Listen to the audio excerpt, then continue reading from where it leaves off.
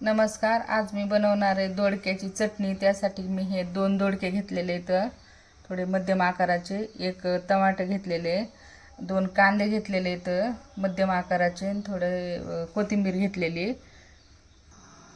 आता ह्या दोडक्याला आपण खिसून घेऊ. मी हे कट करून घेतलेलं आहे दोडका हातात बसण्यासाठी, आणि याच्या वरच्या जी शिरा आहेत त्या काढून घेतलेल्या आहेत. तुम्हाला काढायच्या असल्या तर काढू शकतात, नसल्या काढायच्या तरी पण जमतात.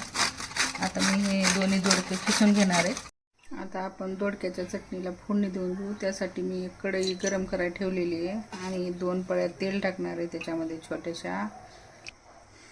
तेल गरम झालेले तर याच्यात थोडेसे जिरे टाकून घेते.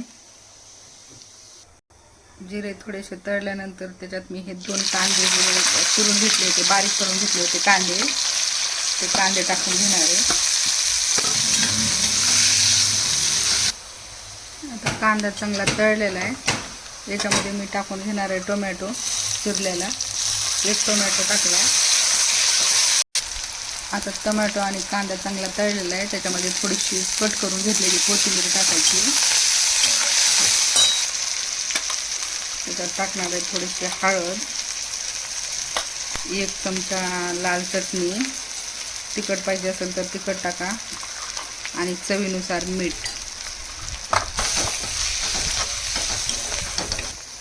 कांद्यामध्ये चटणी मिक्स झाली की लगेच ही जे आपण दोडका खिसून घेतला होता तो याच्यामध्ये टाकून घ्यायचा.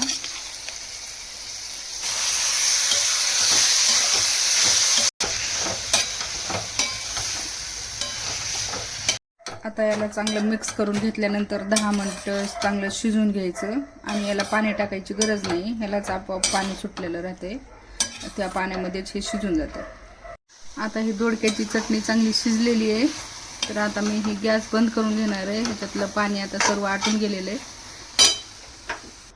आता ही दोडक्याची चटणी तयार झालेली आहे. तुम्ही एकदा नक्की ट्राय करा. चॅनलला सबस्क्राईब करा आणि व्हिडिओला लाईक करा. थँक्यू.